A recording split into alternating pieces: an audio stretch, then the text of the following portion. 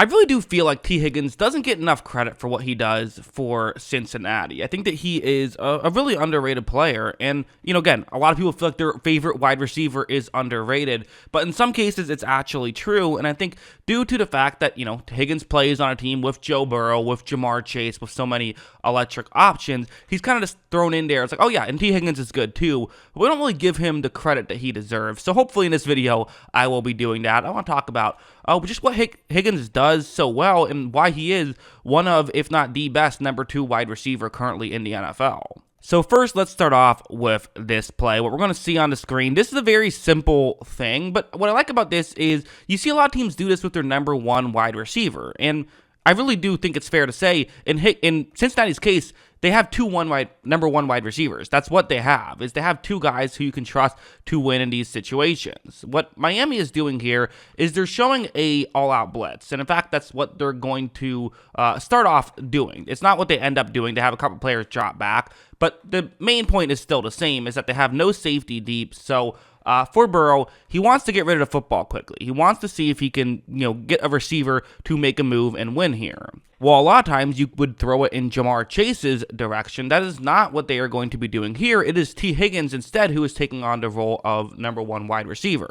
But watch how when Burrow takes the snap, he's going to quickly flip it to Higgins, and so you get to a point where, okay, right here, this is where Higgins has to win. I mean, this is part of what you do here with these types of plays, with this concept, is you say, you know what, we're going to force a receiver to make a play. We're going to get the ball out of a good player's hands, out of the quarterback's hands, and get it to somebody else's hands. But the thing about the Cincinnati Bengals is they have so many good players, it makes it difficult. Watch as Higgins does, in fact, make the move. He will pick up a first down on that play. Really good stuff from him to be able to do that. Again, it's not the craziest play you'll ever see, but these are plays that, are very difficult to do. If you can win your one-on-one matchups consistently, you need someone like that in your offense. And the fact that he's not even their best receiver is truly astonishing. But another way you have to really come into play if you're going to be a good number 2 guy, but again also works for a number 1 guy. What's happening on this play is that you have Jamar Chase who's on the other side of the field. So Higgins is closest to the top of the screen, Chase is closest towards the bottom of the screen. So the safety attention that's going in that area is going heavily towards the bottom of the screen. You can't leave Chase one-on-one. Everyone knows that. Chase just spent his entire rookie season burning every single opponent's number 1 corner that tried to go up against him one-on-one. So now everyone knows, don't leave him one-on-one. The issue is, unless you're going to have 2 safeties deep who are both covering towards the sideline, what you're typically left with in this scenario is a one-on-one matchup with T. Higgins, and that's really where he comes in, and that's why he is kind of the, a key part in what completes this offense. Watch how right when this play begins, you see that when Joe Burrow is looking in that direction, this is not necessarily wide open right away, but Joe Burrow is still going to throw the ball in that area. He trusts Higgins can win this one-on-one matchup. Higgins gains some separation. The throw ends up being a bit behind, and doesn't matter. Higgins makes the catch while moving and gets into the end zone for a touchdown. And just to be clear, part of why that throw was behind was just Burrow did not know how open Higgins was going to get. Obviously, if he saw the play and then was able to make the throw after, he would have probably made a more accurate throw, but it was still accurate enough. Higgins was able to make the grab and get into the end zone for a touchdown. And the reality is, that's just what makes this team so difficult to cover. I haven't even talked about Tyler Boyd yet, but with those 2 receivers on the outside, it puts you in such a conundrum. Do you play 2 safety deep coverages all the time, which means that basically everything underneath and the running game will just be able to feast consistently, or do you double team Jamar Chase, which means that, okay, now you're in a tough situation because you're leaving Higgins one-on-one.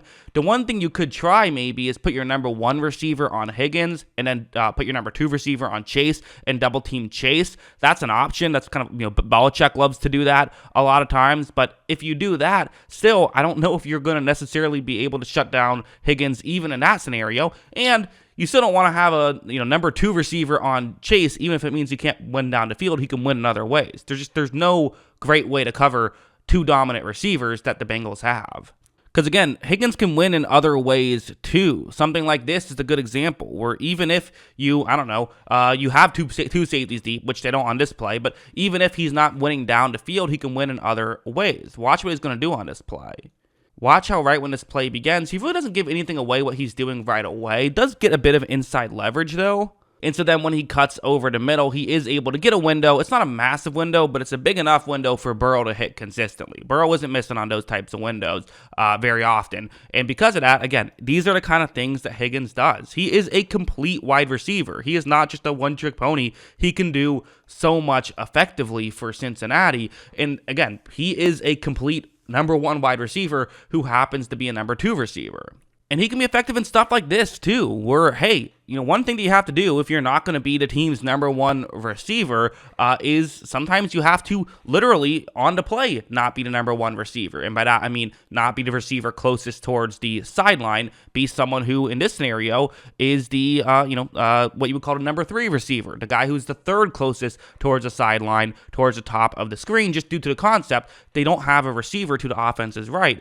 And so what they're instead having him do is play more of a slot role, which, again, we're seeing this happen more and more. Like Chase will play in the slot sometimes. Like, the idea that your best receiver always has to play on the outside and really your best two receivers always have to play on the outside. That's kind of a thing of the past a little bit. But still, it's something you do see happen relatively frequently. So for someone like, Higgins, him being the guy in the slot, it's still interesting. But watch what he does here. Again, look at how he is going to eventually get the inside leverage, but much like that last play, not really giving away what he's doing, making sure that he doesn't show what he's doing, but still gets the leverage that he wants. So when he cuts, he again gets like good separation. It's not like crazy wide open, oh my God, there's no one within 10 yards of him, but he knows that if he gets that open, Burrow is not going to miss those throws, and so that's all he really even tries to do, which works. I mean, they're consistently able to get him to football, and it's a very effective game plan. Like one more play, I want to talk about his route running in a little bit more detail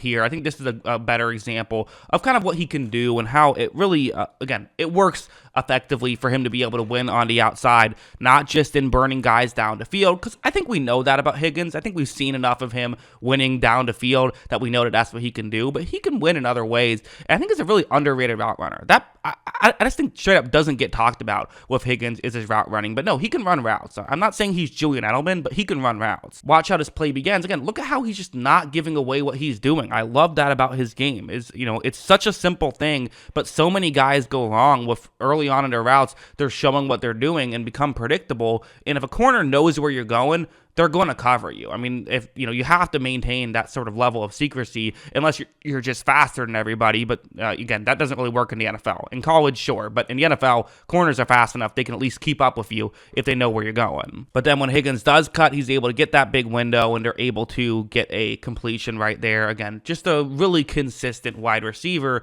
and the fact that he gets as many one-on-one matchups as he gets just due to having Jamar Chase, it's unfair. And the reality is, these are the kind of offenses that compete in the Super Bowl. This is why they're Super Bowl contenders year after year, and assuming they keep Higgins, which there was that talk about them maybe wanting to trade Higgins. That'd be insane. Don't trade T. Higgins. The reason why you're so successful is because of that three-headed monster in Burrow, Higgins, and Chase, and I'll even throw Tyler Boyd in there, who does a lot of great work underneath.